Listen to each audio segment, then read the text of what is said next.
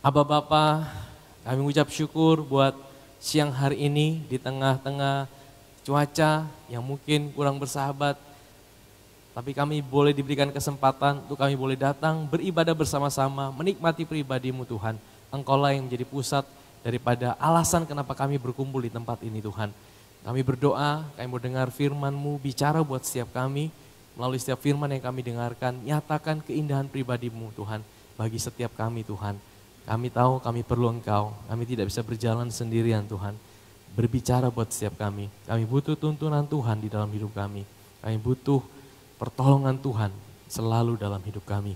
Kami siap mendengarkan firman-Mu di dalam nama Tuhan Yesus Kristus. Kita sama-sama katakan, amin, amin. Mari kita buka firman Tuhan, hidup di dalam kemuliaannya. Kita akan lihat dari Yohanes pasal 11 ayat 21 dan 26. Maka kata Marta kepada Yesus, Tuhan, sekiranya Engkau ada di sini, saudaraku pasti tidak mati. Tapi sekarang pun aku tahu bahwa Allah akan memberikan kepadamu segala sesuatu yang kau minta kepadanya. Kata Yesus pada Marta, saudaramu akan bangkit. Kata Marta kepadanya, aku tahu bahwa ia akan bangkit pada waktu orang-orang bangkit pada akhir zaman. Jawab Yesus, akulah kebangkitan dan hidup. Barang siapa percaya kepadaku, ia akan hidup walaupun ia sudah mati. Dan setiap orang yang hidup dan yang percaya kepadaku tidak akan mati selama-lamanya. Percayakah engkau akan hal ini? Nah, hari ini saya akan bawa kita lihat latar belakang daripada kisah ini saudara. Supaya kita tahu kita ada di masa ini saudara.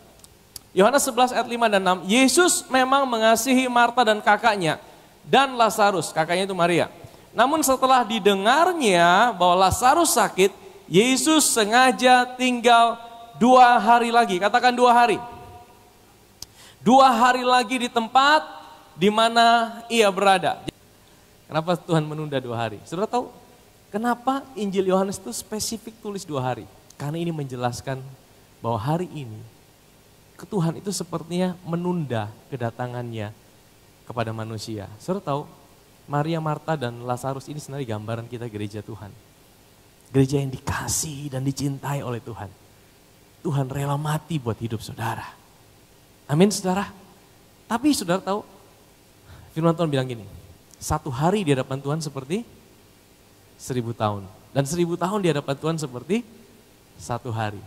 Sebenarnya kita menantikan kedatangan Tuhan. Sebenarnya kita percaya bahwa Tuhan akan datang. Karena saudara, hari-hari ini ada pengajaran dan ini di dalam kekristenan saudara. Kalau saudara pernah dengar tentang raptureless, saudara pernah dengar tentang AD 70, ya, tentang semua sudah selesai di tahun 70, Tuhan tidak akan datang lagi dan gereja Tuhan tidak akan diangkat. Itu semua pengajaran yang ada. Dan itu kita tidak percaya itu saudara. Karena firman Tuhan tulis bahwa Yesus akan datang kembali. Amin saudara. Dan gerejanya akan diangkat saudara. Di awan-awan. Ya, tapi kalau sampai hari ini belum terjadi. Seringkali kita pikir Tuhan, mana Tuhan? Di mana engkau? Katanya mau datang. Jangan-jangan benar pengajaran yang berkata bahwa Tuhan tidak akan datang kembali dan gereja Tuhan tidak akan terangkat. Mungkin benar itu pengajaran. Saudara, jangan-jangan kita bisa terpengaruh seperti itu.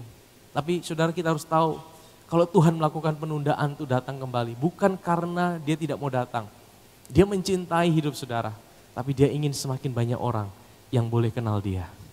Semakin banyak orang yang boleh mempercayai akan karyanya. Dia ingin semakin banyak orang diselamatkan. Amin saudara. Pada hari ketiga, katakan hari ketiga. Pada hari ketiga ada perkawinan di Kana yang di Galilea dan ibu Yesus ada di situ. Saudara, apa signifikannya Yohanes tulis hari ketiga? Saya percaya ini inspirasi Roh Kudus juga. Kenapa ada perkawinan di hari ketiga? Sekali lagi, 1 hari di hadapan Tuhan sama dengan 1000 tahun. 1000 tahun di hadapan Tuhan sama dengan 1 hari. Jadi saudara tahu, pada hari ketiga itu ada perkawinan di Kana. Memang pada waktu itu ada perkawinan di Kana. Tapi sebenarnya Roh Kudus mau singkapkan. Hari ketiga juga bicara tentang waktu ada perkawinan, perjamuan kawin anak domba. Sebenarnya kita percaya bahwa akan ada perjamuan kawin anak domba. Dari masa Yesus ada di bumi, udah kurang lebih 2000 tahun loh saudara. Betul tidak? Sekitar 2000 tahun, tapi kita tidak tahu persis kapan karena memang kalender kita berbeda dengan kalendernya Tuhan. Tapi kita bisa kira-kira masa kita hari ini nih kita sudah ada di ujung daripada 2000 tahun. Kita akan masuk di hari yang ketiga itu saudara. Dan di hari ketiga yang pertama kita akan diangkat gereja Tuhan. Saudara, kita suka kalau Tuhan Yesus datang dan mengangkat saudara. Saya percaya itu saat yang dinanti-nantikan. Karena apa? Firman Tuhan berkata, waktu gereja Tuhan diangkat, di situ ada masa tribulation, masa itulah murka Allah dicurahkan di dunia, saudara. Hari ini belum murka Allah. Hari ini belum murka Allah, saudara. Nanti murka Allah itu dicurahkan waktu gereja Tuhan sudah diangkat. Nah, apa yang terjadi waktu kita diangkat? Firman Tuhan berkata, akan ada perjamuan kawin anak domba. Dan itu yang Rasul Paulus tulis apa? Kita semua akan menghadap tahta pengadilan Kristus. Tahta pengadilan Kristus itu bukan untuk orang tidak lahir baru. Tahta pengadilan Kristus itu hanya buat orang percaya. Kita ini bukan diadili masuk surga dan neraka, bukan. Orang percaya itu diadili apa? Kata pengadilan itu kan tidak enak, saudara. Tapi kita orang percaya, waktu gereja Tuhan diangkat, Tuhan itu akan bagi-bagi upah. Sebenarnya kita suka upah. Kalau anugerah itu pemberian cuma-cuma. Kalau upah itu ada sesuatu yang kita kerjakan. Betul? Tahukah saudara, keselamatan itu memang anugerah. Saudara tidak buat apa-apa. Saudara hanya terima dengan iman. Tapi kalau upah itu berbicara tentang apa yang saudara kerjakan selama saudara di bumi. Ya, Tuhan kasih kita upah. Nah, setiap upah kita beda-beda semua, saudara. Tidak ada yang sama. Kita tidak tahu, saudara. Mungkin hari ini kau menjalani kehidupan, kau mungkin melayani, tidak ada yang puji engkau. Tidak ada yang bilang, wih bagus ya, luar biasa. Mungkin tidak ada orang yang perhatikan hidup saudara waktu saudara melayani. Tidak ada yang kasih apresiasi mungkin. Saudara, kadang-kadang kita bisa down, saudara. Tapi percayalah, sekalipun tidak ada orang lihat kita, tapi kita punya Tuhan yang memperhitungkan segala sesuatu yang kita kerjakan. Amin, saudara. Dan saya percaya kita punya Tuhan, itu Tuhan yang suka kasih upah, saudara. Tuhan yang suka kasih kita upah, saudara. Kita akan masuk di hari ketiga. Dan setelah berapa hari? 2 hari. Itu Yesus berangkat dari sana ke Galilea. Ini kisah tentang apa, saudara? Ini kisah tentang waktu Yesus itu berjumpa wanita Samaria. Kisahnya adalah Yesus itu dari Israel, dari Yudea. Dikatakan bahwa dia hendak pergi ke Galilea. Tapi firman Tuhan di Yohanes 4 bilang, dia harus melintasi daerah Samaria. Samaria itu bukan Israel. Nah, ini gambaran yang indah, saudara. Maka Yohanes ini ada sebuah kisah di balik kisah. Mungkin dia tidak tahu, tapi inspirasi Roh Kudus yang tulis melalui tangannya, saudara. Itu memberikan kita benefit hari ini. Kita tahu jamnya Tuhan. Kita tahu rancangan Tuhan. Saudara tahu, Yesus itu datang itu untuk orang Israel yang pertama. Keselamatan itu pertama ditujukan buat orang Israel. Ya. Karena orang Israel menolak Yesus, makanya itu sampai kepada bangsa-bangsa lain termasuk Indonesia. Hari ini kita bisa terima keselamatan karena 2000 tahun yang lalu Israel menolak Yesus. Mereka bilang Yesus bukan Tuhan. Mereka bilang Yesus bukan Mesias. Ini Mesias palsu.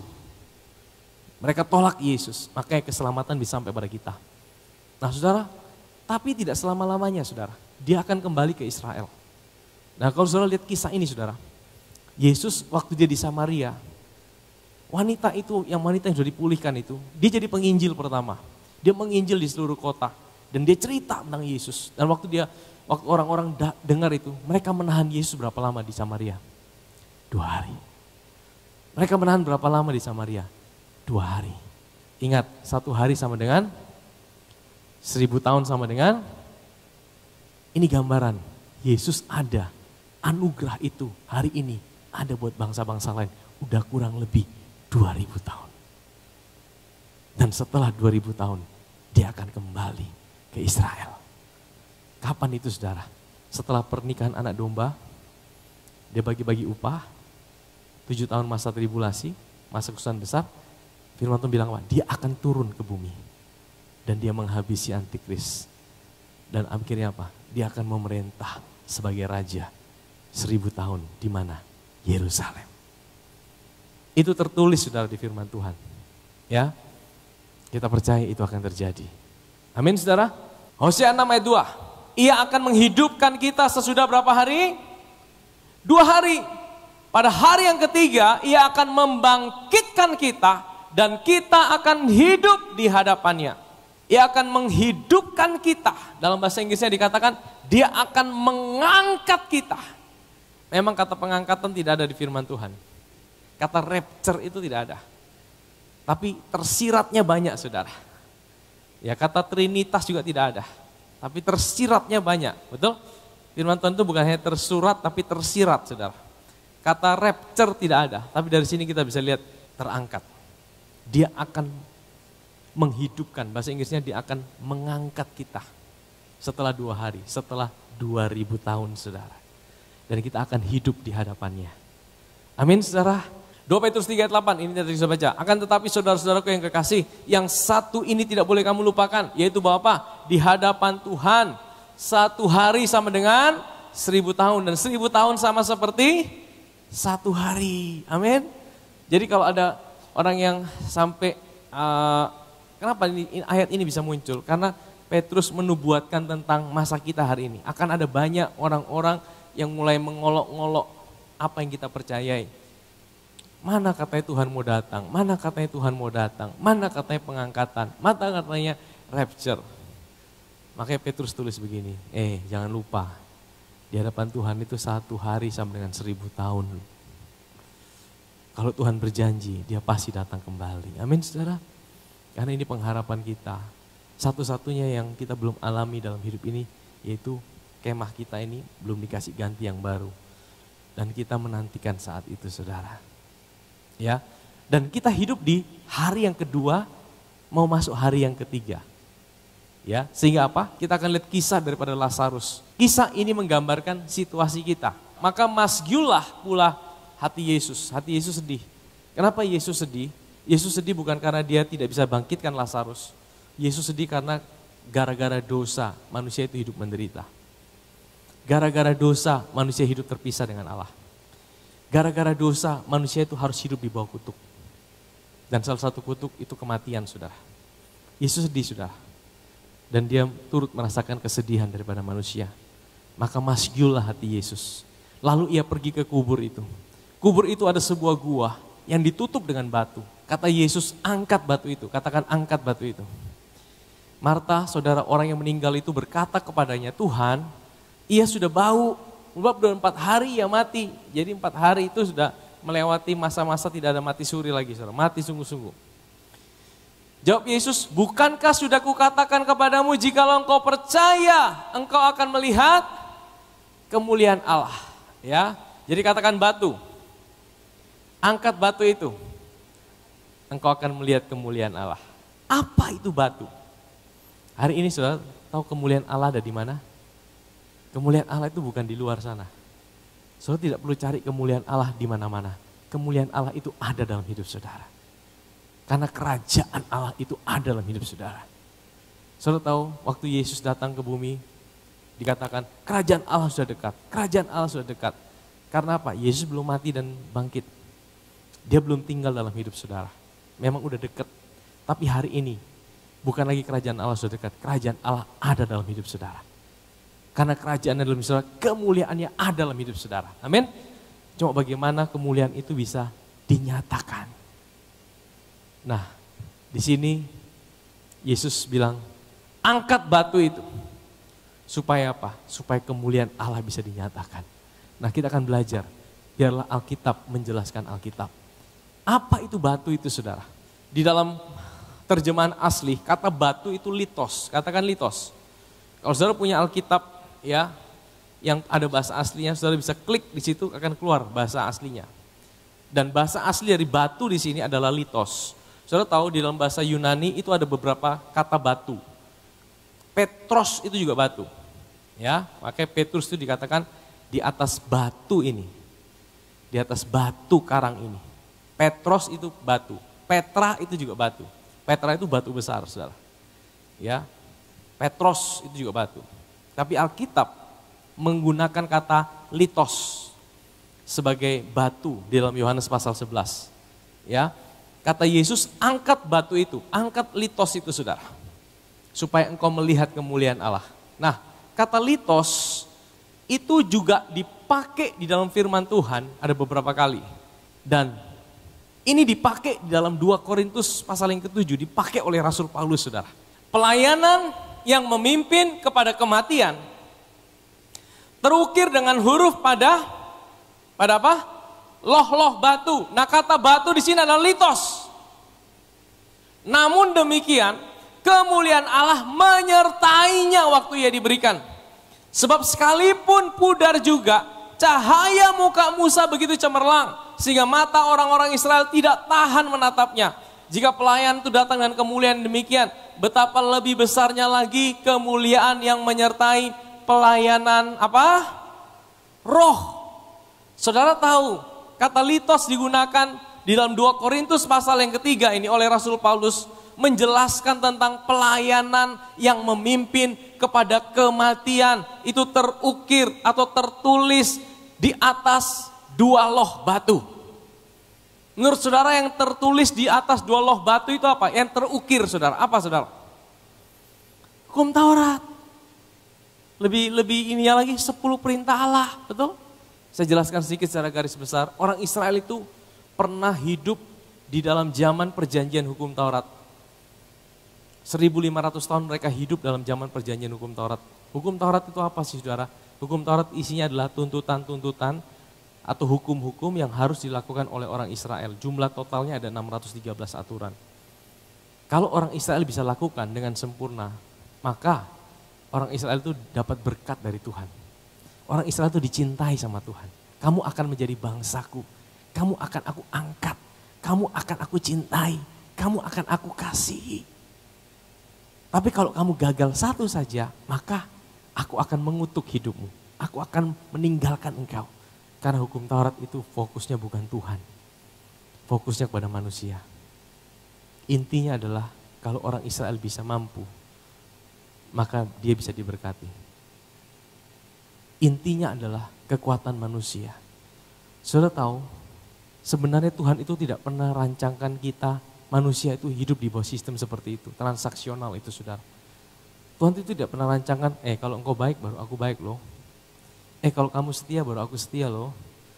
Kalau kamu bisa melayani aku, baru aku sayang sama kamu loh. Kalau kamu bisa buat sesuatu, baru aku memberkati hidupmu. Saudara, Tuhan tidak pernah rancang seperti itu.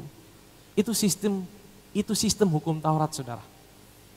Ya, Tuhan tidak pernah rancang manusia seperti itu. Di Taman Eden, saudara. Tuhan tidak bilang, kerja baru makan. Tidak, saudara. Tuhan supply, Tuhan kasih semua, kamu boleh makan apa saja. Tuhan sediakan terlebih dahulu, baru manusia bisa mengerjakannya. Tapi kalau hukum Taurat, manusia harus melakukan sesuatu lebih dahulu. Baru Tuhan, dari bagian Tuhan, Tuhan akan memberkati. Tuhan bilang gini, singkirkan batu itu. Angkat batu itu. Batu itu bukan Tuhan tidak bisa angkat, tapi kita yang harus angkat. Maksudnya apa? Waktu Tuhan selamatkan kita, tidak otomatis batu itu tersingkir. Bagian kita adalah kita angkat batu itu. Kita angkat litos itu. Kita angkat pikiran yang selalu berfokus pada diri kita sendiri. Kita ubah mindset kita. Dengan apa? Dengan kita dengarkan firman Kristus. Amin, saudara. Sebab jika pelayanan yang memimpin kepada penghukuman. Jadi saudara, kalau kita selalu merasa kalau kita baik baru Tuhan baik, kalau kita bisa lakukan sesuatu baru Tuhan sayang sama kita, percaya ujungnya pasti penghukuman. Ujungnya pasti rasa tidak layak. Ujungnya selalu merasa ada yang kurang dalam hidup kita. Betul? Jadi kalau dalam pikiran kita, apa yang kita percayai tentang Tuhan, maka hidup ini sebenarnya dari apa yang kita pikirkan, saudara. Apa yang kau percaya tentang Tuhan. Makanya saudara, jangan salah makan. Kalau makan biasa sakit perut, paling tubuh saudara sakit. Tapi kalau jiwa saudara salah makan, saudara akan depresi, akan stres. Saudara salah percaya tentang Tuhan. Ya. Pelayanan yang memimpin kepada penghukuman, itu mulia. Pelayanan yang mirip pada penghukuman itu kalau saudara selalu merasa bahwa aku harus buat sesuatu baru Tuhan sayang sama aku. Kalau aku tidak buat ini Tuhan pasti tinggalkan aku. Ujungnya pasti penghukuman. Ada kemuliaan? Ada. Firman Tuhan bilang ada. Karena apa? Itu memotivasi kita, aku harus lebih baik lagi supaya Tuhan lebih sayang. Aku harus lebih kudus lagi supaya Tuhan lebih memberkati aku. Aku harus lebih lagi. Ya, maka ini penting buat kita yang melayani. Sekali lagi, jangan balas budi atau balas ya hutang sama Tuhan dengan melayani. Kita tidak pernah bisa balas hutang. Saudara tidak bisa bayar hutang sama Tuhan. Apapun yang kita lakukan ini ucapan syukur. Bukan bayar hutang. Amin saudara. Pelayanan yang memimpin pada penghukuman itu mulia. Kalau engkau digerakkan karena rasa bersalah, engkau seperti mau lakukan yang terbaik. Tapi yang menggerakkan itu rasa bersalah. Ya, itu akan ada akhirnya. Engkau akan tertuduh. Engkau akan selalu merasa tidak pernah cukup. Tuhan tidak pernah puas dalam hidup saudara. Ada yang lebih baik. Betapa lebih mulianya lagi pelayanan yang memimpin kepada pembenaran. Apa itu pelayanan yang memimpin pada pembenaran? Pelayanan yang memberitahukan saudara, siapa diri saudara dalam Kristus. Oleh karena karya Kristus hari ini, engkau adalah biji mata Tuhan. Engkau ciptaan baru, engkau bukan akan diberkati, engkau sudah diberkati. Engkau bukan akan dicintai, engkau sudah dicintai. Engkau bukan akan disayang lebih lagi, Tuhan sudah sayang sama hidup saudara.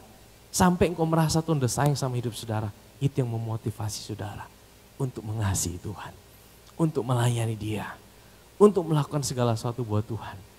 Itu luar biasa saudara. Tuhan mau. Maka yang dikatakan pelayanan yang memimpin kepada pembenaran. Pelayanan yang ingatkan saudara. Ujungnya saudara selalu diingatkan. Aku orang benar. Waktu engkau gagal, engkau diingatkan. Engkau orang benar. Waktu engkau dalam masalah, engkau orang benar.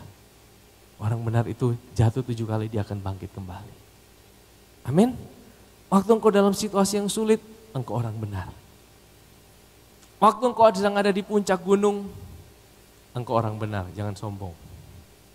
Kalau kita sombong berarti itu karena kita. Tapi kalau engkau orang benar, itu karena Tuhan. Amin saudara. Engkau di bawah, engkau tidak sampai terhilang. Engkau di atas, engkau tidak sampai lupa diri. Tapi engkau tahu siapa diri saudara dalam Kristus. Amin saudara. Jadi saudara bisa tangkap ya, litos itu apa? Litos itu adalah loh batu. Ya, ini bicara tentang fokus pada diri sendiri. Itu menghalangi kemuliaan Tuhan dinyatakan. Jadi gini saudara, hukum Taurat itu bukan berarti tidak perlu. Hukum Taurat itu baik buat orang-orang yang tidak kenal Tuhan. Dunia ini butuh namanya hukum.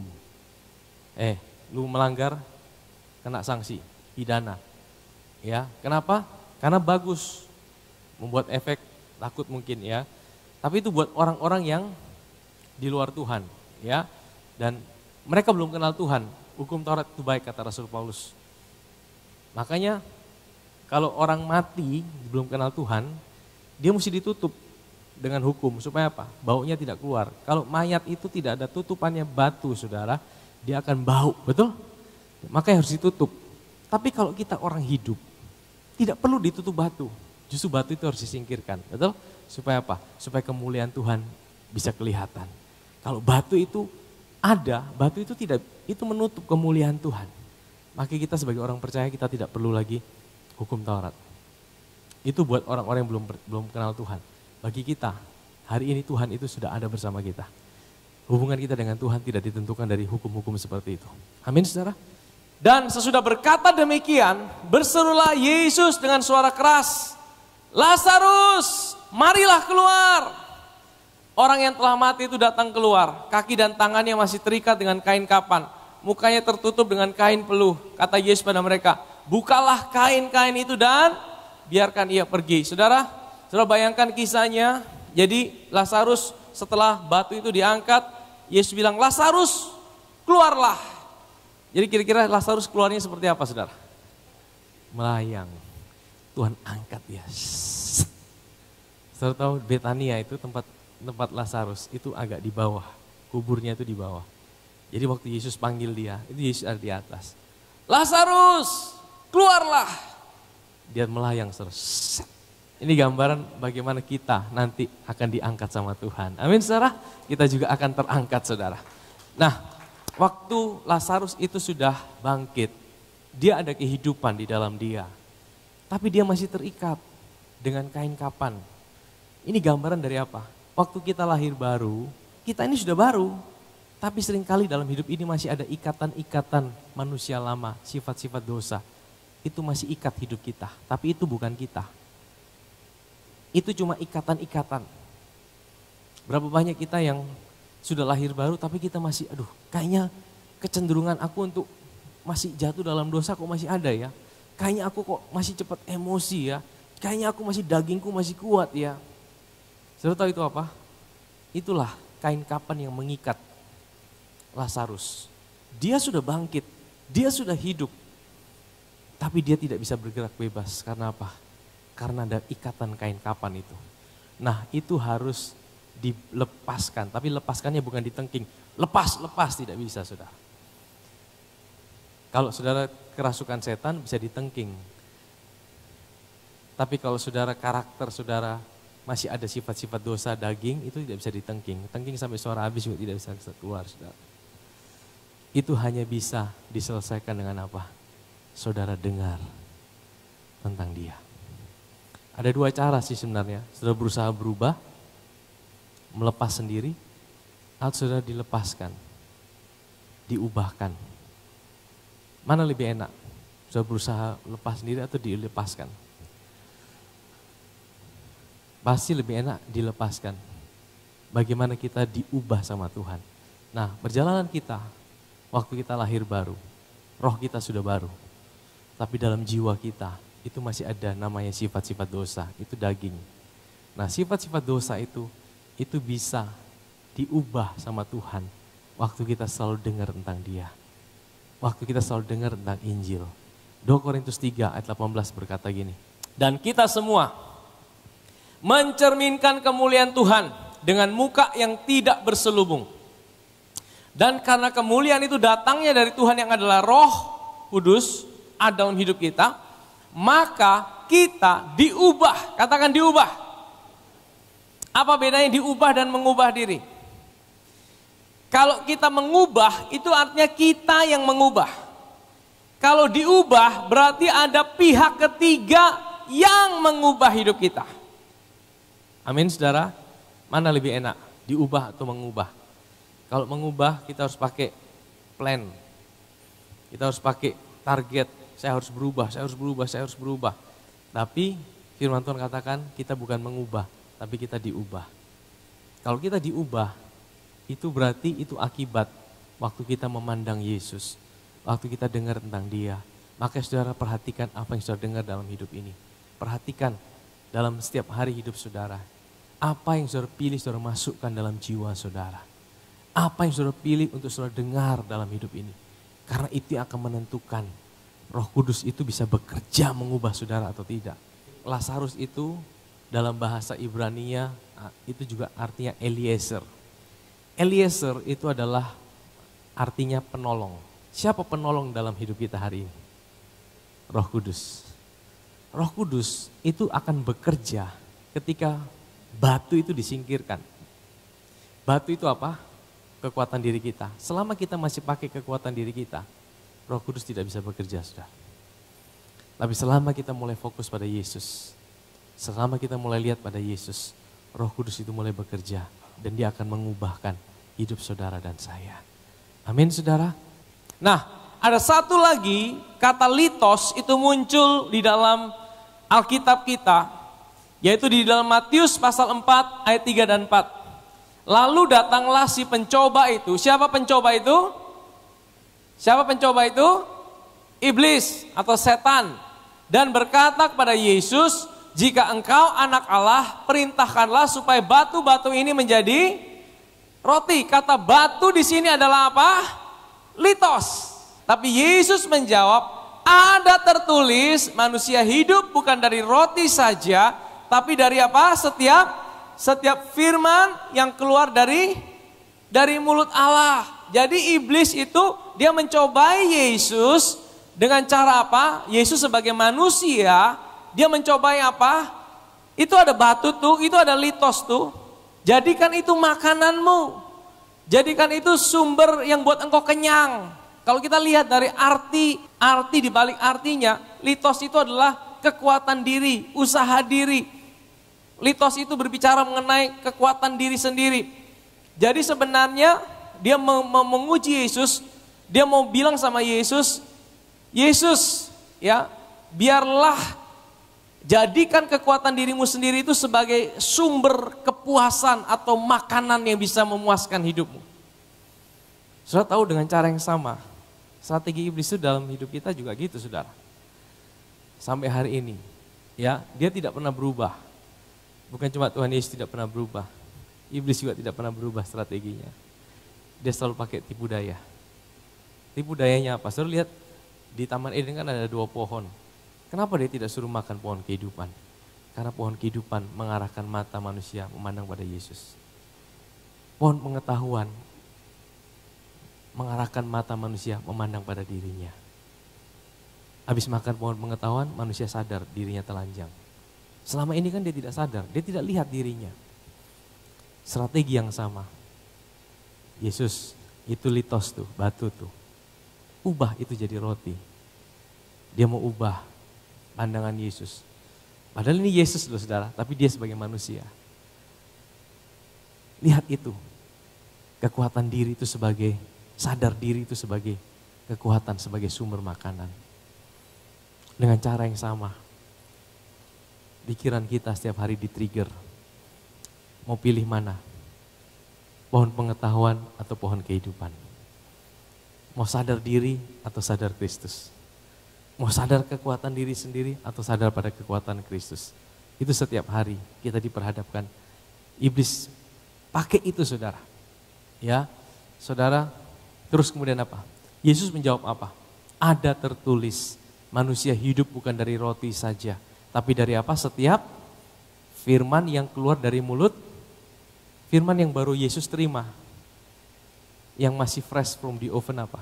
Di Matius pasal 3.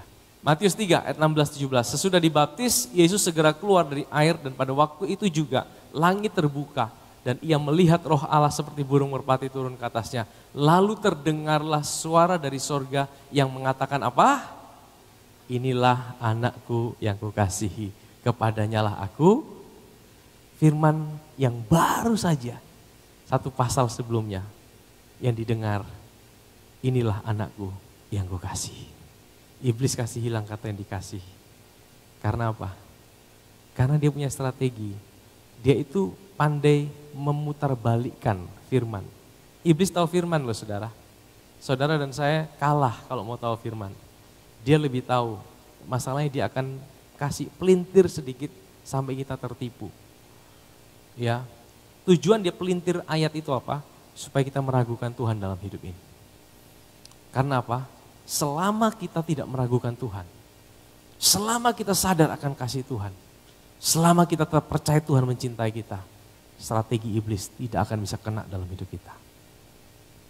Tapi ketika kita mulai termakan tipu daya iblis, dia mulai hilangkan kata yang dikasih supaya apa? Supaya Yesus kehilangan kesadaran akan kasih Bapaknya sama hidupnya. Saudara, Yesus itu sebagai manusia, dia menerima kasih Bapa setelah dia melayani atau sebelum dia melayani? Sebelum dia melayani, betul? Yesus baru dibaptis, dia belum buat mujizat apa-apa. Dia belum melayani orang. Dia belum bangkitkan orang mati, dia belum buat air menjadi anggur. Bapa langsung kasih perkataan, inilah anakku yang kukasihi. Kepadanya lah aku. Sebenarnya Yesus ingin kasih tunjuk dengan pola yang sama. Bagaimana kita menjalani hidup ini. Dia ingin kita selalu sadar bahwa sebelum engkau bisa buat apa-apa buat Tuhan, sadari lebih dahulu engkau dicintai, engkau dikasihi, engkau diperkenan oleh Bapa. Amin. Sebelum bisa lakukan apa-apa, sebelum kita bisa melayani, sebelum kita bisa buat apa-apa buat Tuhan, selalu sadarkan diri kita. Aku adalah anak yang dicintai Bapa. Aku adalah pribadi yang sangat disayang oleh Tuhan. Dan dari kesadaran itulah lakukan semuanya. Layani Dia. lakukan semua perjalanan hidupmu, maka engkau akan maksimal dalam hidupmu. Orang yang lakukan segala sesuatu dari kesadaran akan kasih Bapaknya dalam hidupnya, dia akan bisa maksimal dalam hidupnya. Tapi kalau orang yang lakukan segala sesuatu dari kesadaran akan ketakutan, dia tidak pernah sadar akan kasih Bapaknya, dia tidak pernah akan maksimal dalam hidupnya. Amin, saudara. Ada seorang pribadi di perjanjian lama yang mengalahkan Goliat. Namanya siapa? Daud. Nama Daud artinya apa? Beloved. Dia ini orang yang banyak kegagalan, banyak kelemahan. Tapi orang ini, saudara, firman Tuhan berkata, he is the man after my own heart. Dia ini orang yang tahu hatinya Tuhan. Dia tahu isi hati Tuhan. Satu kali dia pernah buat mazmur, aku ini tidak bisa tidur sampai aku mendapatkan tempat buat Tuhan. Maksudnya apa? Selama dia jadi gembala, Saul jadi raja. Puluhan tahun, saudara. Saul itu tidak pernah peduli dengan tabut perjanjian. Tabut perjanjian itu dibiarkan di rumah Imam Abinadab di Kiryat Yearim. Kurang lebih 20 tahun. Daud, waktu dia menggembalakan, dia bilang, aku tidak bisa tidur Tuhan. Kalau aku belum mendapatkan tempat untuk Engkau. Dan waktu dia jadi raja, hal pertama dia lakukan apa? Dia bawa itu tabut, pindah ke Yerusalem. Karena dia tahu, tabut perjanjian harus ada di Gunung Sion, ada di Yerusalem, saudara. Maka dia buat namanya Pondok Daud, saudara. Dia tahu hati Tuhan, Tuhan mau ada di Sion. Hati Tuhan bukan di Sinai, hati Tuhan ada di Sion. Sion menggambarkan apa? Perjanjian yang Yesus buat untuk memberikan kita kepastian bahwa dia selalu ada buat hidup saudara. Amin, saudara. Ini rahasia Daud, saudara. Konklusinya apa? Bagaimana kita bisa menyingkirkan batu sehingga kemuliaan Tuhan dinyatakan. Batu itu menggambarkan bagaimana kita fokus dengan diri kita. Kita lihat diri kita, kita lihat kegagalan kita, dan Tuhan mau kita fokus dengan Tuhan. Dengan cara apa? Ubah apa yang kau dengar. Apa yang kau dengar mungkin buat engkau jadi takut. Kalau engkau dengar tentang Tuhan buat engkau tidak berani datang sama Tuhan, sudah tolak itu, saudara. Ya, ubah apa yang mau engkau renungkan dalam hidup ini. Ubah apa yang kau percaya tentang Tuhan. Kalau selama ini engkau merasa bahwa Tuhan tinggalkan hidupmu, Tuhan tidak peduli dengan engkau, mulai sadari hari ini, aku dicintai, aku punya Bapa yang mengasihi aku. Aku punya Bapa yang selalu ada buat hidupku. Dia tidak pernah tinggalkan aku. Amin, saudara. Sehingga apa? Batu itu disingkirkan dan kemuliaan Tuhan dinyatakan dalam hidup saudara. Amin.